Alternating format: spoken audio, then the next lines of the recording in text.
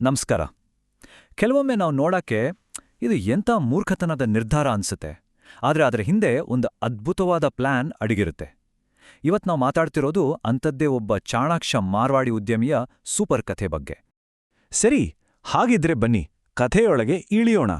ನೀವೇ ಯೋಚನೆ ಮಾಡಿ, ಒಬ್ಬ ಕೋಟ್ಯಾಧಿಪತಿ ತನ್ನ ಹೊಸ ಲಕ್ಷಾಂತರ ರೂಪಾಯಿ ಬೆಲೆಯ BMW ಕಾರನ್ನ ಕೇವಲ 50,000 ರೂಪಾಯಿಗೆ ಯಾಕೆ ಅಡೆ ಇಡ್ತಾನೆ?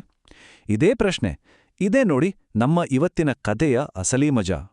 ಸರಿ, ಈ ಕತೆ ಶುರುವಾಗೋದು ಎಲ್ಲಿ ಅಂದ್ರೆ ಮುಂಬೈನ ಒಂದು ಸಖತ್ ಬ್ಯುಸಿ ಇರೋ ಬ್ಯಾಂಕ್ನಲ್ಲಿ. ಒಂದು ತುಂಬಾನೇ ಸಾಮಾನ್ಯ ದಿನ, ಆದ್ರೆ ಅಲ್ಲೊಂದು ಅಸಾಮಾನ್ಯ ಘಟನೆ ನಡೀಲಿತ್ತು. ನಮ್ಮ ಕಥೆಯ ಹೀರೋ ಒಬ್ಬ ಮಾರ್ವಾಡಿ ಬಿಸ್ನೆಸ್ಮ್ಯಾನ್ ಆರಾಮಾಗಿ ಬ್ಯಾಂಕಿನೊಳಗೆ ಕಾಲಿಡ್ತಾರೆ. ಅವ್ರು ನೇರವಾಗಿ ಮ್ಯಾನೇಜರ್ ಕ್ಯಾಬಿನ್ ಕಡೆನೆ ನಡೀತಾರೆ. ಮ್ಯಾನೇಜರ್ ಹತ್ರ ಹೋಗಿ ನಂಗೊಂದು ಚಿಕ್ಕ ಲೋನ್ ಬೇಕಿತ್ತು ಅಂತ ಕೇಳ್ತಾರೆ. ನೋಡೋಕೆ ಕೋಟ್ಯಾಧಿಪತಿ ತರ ಕಾಣೋ ವ್ಯಕ್ತಿ ಇಷ್ಟು ಸಣ್ಣ ಅಮೌಂಟ್ ಕೇಳಿದ್ದು ಮ್ಯಾನೇಜರ್ಗೆ ಶಾಕ್ ಆಯ್ತು. ಅವರು ಕೇಳಿದ ಮೊತ್ತ ಎಷ್ಟು ಗೊತ್ತಾ? ಕೇವಲ 50,000 ರೂಪಾಯಿ. ಮ್ಯಾನೇಜರು, ಸರಿ, ಗ್ಯಾರಂಟಿಗೆ ಏನ್ ಕೊಡ್ತೀರಾ ಅಂತ ಕೇಳ್ದಾಗ ಮಾರ್ವಾಡಿ ಕಿಟ್ಕಿ ಕಡೆ ಬೆರಳು ತೋರಿಸಿ ಹೇಳ್ತಾರೆ, ಹೊರಗೆ ನಿಂತಿದೆಯಲ್ಲ ನನ್ನ ಹೊಸ BMW ಕಾರು, ಅದನ್ನೇ ಇಟ್ಕೊಳ್ಳಿ ಅಂತ. ಅಬ್ಬಬ್ಬಾ, ಈ ಮಾತು ಕೇಳಿ ಮ್ಯಾನೇಜರ್ಗೆ ಒಂದು ಕ್ಷಣ ತಲೆನೇ ಗಿರ್ರಂತು. ಸ್ವಲ್ಪ ಕನ್ಫ್ಯೂಷನ್ನಲ್ಲಿದ್ರು ಬ್ಯಾಂಕ್ ಮ್ಯಾನೇಜರ್ ತಮ್ಮ ಕೆಲಸ ಮಾಡಲೇಬೇಕಲ್ವಾ? ಅವರು ಕಾರಿನ ಎಲ್ಲ ಡಾಕ್ಯುಮೆಂಟ್ಸ್ಗಳನ್ನ ನೀಟಾಗಿ ಚೆಕ್ ಮಾಡಿದ್ರು. ಎಲ್ಲನೂ ಪಕ್ಕಾ ಇತ್ತು. ತಕ್ಷಣ ಲೋನ್ ಸ್ಯಾಂಕ್ಷನ್ ಆಯಿತು. ಆಮೇಲೆ ತಮ್ಮ ಸಿಬ್ಬಂದಿಗೆ ಆ ಲಕ್ಸುರಿ ಕಾರನ್ನ ಬ್ಯಾಂಕಿನ ಅತಿ ಸೇಫಾದ ಜಾಗದಲ್ಲಿ ಭದ್ರವಾಗಿಡೋಕೆ ಆರ್ಡರ್ ಮಾಡಿದ್ರು. ಮಾರ್ವಾಡಿ ಆ 50,000 ರೂಪಾಯಿ ಕ್ಯಾಶ್ ತಗೊಂಡು ಏನೂ ಗೊತ್ತೇ ಇಲ್ಲ ಅನ್ನೋ ಹಾಗೆ ಹೊರಟೋದ್ರು. ಮಾರ್ವಾಡಿ ಬ್ಯಾಂಕ್ನಿಂದ ಹೊರಗೆ ಕಾಲಿಟ್ಟಿದ್ದೇ ತಡ ಮ್ಯಾನೇಜರ್ ಮತ್ತೆ ಸಿಬ್ಬಂದಿ ಮಧ್ಯ ಒಂದು ಹೊಸ ಚರ್ಚೆನೇ ಶುರುವಾಯಿತು. ಅವರ ಪ್ರಕಾರ ಈ ಡೀಲ್ನಲ್ಲಿ ಏನೋ ಸರಿ ಇರಲಿಲ್ಲ. ಅವರ ಮನಸ್ಸಲ್ಲಿದ್ದ ಭಾವನೆನೇ ಇದು. ಮ್ಯಾನೇಜರ್ ಮತ್ತೆ ಸ್ಟಾಫ್ ಒಬ್ಬರ ಮುಖ ಒಬ್ಬರು ನೋಡ್ಕೊಂಡು ನಗೋಕೆ ಶುರು ಮಾಡಿದ್ರು. ಇವನ್ಯಾವನಪ್ಪ ಇಷ್ಟು ದೊಡ್ಡ ಬೇಕೂಫ್, ಕೋಟ್ಯಾಧಿಪತಿ ಆಗಿದ್ದುಕೊಂಡು ಬರೀ 50,000ಕ್ಕೆ ತನ್ನ ಲಕ್ಷಗಟ್ಲೆ ಬೆಲೆಯ ಕಾರನ್ನ ಗಿರವಿ ಇಟ್ಟೋಗಿದ್ದಾನಲ್ಲ ಅಂತ ಒಬ್ಬರಿಗೊಬ್ಬರು ಮಾತಾಡ್ಕೊಂಡು ತಮಾಷೆ ಮಾಡಿದ್ರು. ಅವರೆಲ್ಲ ತಮಗೆ ಒಬ್ಬ ಶ್ರೀಮಂತ ಸಿಕ್ಕ, ಆದ್ರೆ ಸ್ವಲ್ಪನೂ ಬುದ್ಧಿಯಿಲ್ಲದ ವ್ಯಕ್ತಿ ಅಂತಾನೆ ಫಿಕ್ಸ್ ಆಗ್ಬಿಟ್ಟಿದ್ರು. ಆದ್ರೆ ಅಸಲಿ ಕಥೆನೇ ಬೇರೆ ಇತ್ತು, ಮತ್ತು ಅದು ಅವರಿಗೆ ಇನ್ನೂ ಗೊತ್ತೇ ಇರಲಿಲ್ಲ. ಸರಿ, ಈಗ ಕಥೆಯಲ್ಲಿ ಸ್ವಲ್ಪ ಟೈಮ್ ಟ್ರಾವೆಲ್ ಮಾಡೋಣ. ಸಮಯ ಕಳೆಯಿತು. ಆ ಬ್ಯಾಂಕರ್ಗಳ ನಗುವಿನ ಹಿಂದಿರೋ ಅಸಲಿ ಸತ್ಯ ಹೊರಗೆ ಬರೋ ದಿನಾನೂ ಬಂತು. ಸರಿಯಾಗಿ 2 ತಿಂಗಳಾಗಿತ್ತು. ಅದೇ ಮಾರ್ವಾಡಿ ಉದ್ಯಮಿ ಮತ್ತೆ ಬ್ಯಾಂಕಿಗೆ ಬಂದ್ರು.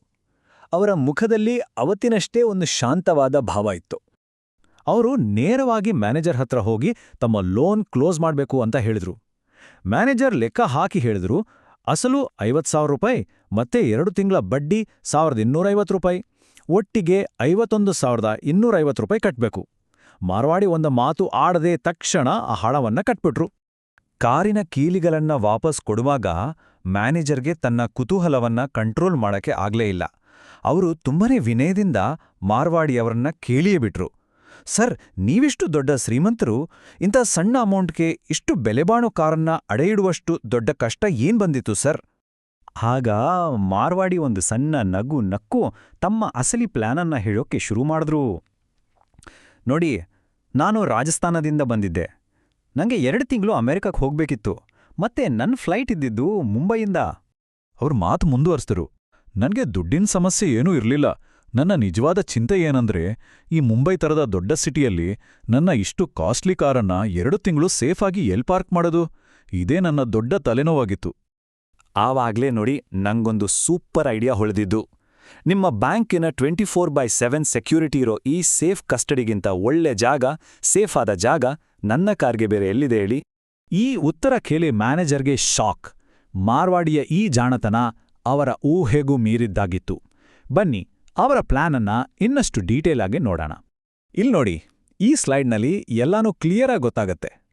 ನಾರ್ಮಲ್ ಆಗಿ ಯೋಚನೆ ಮಾಡಿದ್ರೆ ಒಂದು ದುಬಾರಿ ಪಾರ್ಕಿಂಗ್ ಜಾಗ ಹುಡುಕಿ ತಿಂಗಳಿಗೆ 16,000 ರೂಪಾಯಿ ಕೊಟ್ಟು ಕಾರು ಸೇಫ್ ಅಂಡ್ ಇದೆಯೋ ಇಲ್ವೋ ಅಂತ ಚಿಂತೆ ಮಾಡ್ತಾ ಕೂರ್ಬೇಕಿತ್ತು. ಆದ್ರೆ ಮಾರ್ವಾಡಿಯ ಸ್ಮಾರ್ಟ್ ಸೊಲ್ಯೂಷನ್ ನೋಡಿ, ಬ್ಯಾಂಕಿನ ಅತಿ ಸುರಕ್ಷಿತ ಕಸ್ಟಡಿಯಲ್ಲಿ ಕಾರು. ಅದು ಕಾದ ಖರ್ಚೆಷ್ಟು? ಕೇವಲ 1,850 ರೂಪಾಯಿ ಬಡ್ಡಿ. ಅಷ್ಟೇ ಅಲ್ಲ, ಬೋನಸ್ ಆಗಿ 50,000 ರೂಪಾಯಿ ಕೈ ಖರ್ಚಿಗೆ ಹಣನೂ ಸಿಕ್ತು. ಇದಕ್ಕಿಂತ ಬೆಸ್ಟ್ ಡೀಲ್ ಎಲ್ಲಾದ್ರೂ ಇದೆಯಾ? ಮಾರ್ವಾಡಿ ತಮ್ಮ ಮಾತನ್ನ ಮುಗಿಸ್ತಾ, ನೋಡಿ, ನೀವು ನನ್ನ ಸಮಸ್ಯೆಯನ್ನ ಬಗೆಹರಿಸ್ತ್ರಿ, ನನ್ನ ಗಾಡಿಯನ್ನ 2 ತಿಂಗಳು ಜೋಪಾನವಾಳಿ ನೋಡ್ಕೊಂಡಿದ್ರಿ, ಜೊತೆಗೆ 50,000 ರೂಪಾಯಿ ಖರ್ಚಿಗೂ ಕೊಟ್ಟಿದ್ರಿ. ಎಲ್ಲಾ ಸರ್ವಿಸ್ಗೆ ನೀವು ತಗೊಂಡ ಚಾರ್ಜ್ ಕೇವಲ 1250 ರೂಪಾಯಿ. ನಿಮ್ಗೆ ತುಂಬಾನೇ ಥ್ಯಾಂಕ್ಸ್ ಅಂತ ಹೇಳಿ ಕಾರಿನ ಕೀಲಿ ತಗೊಂಡ್ರು. ಈ ಮಾತುಗಳನ್ನ ಕೇಳಿದ ಮ್ಯಾನೇಜರ್ ಮುಖ ನೋಡ್ಬೇಕಿತ್ತು.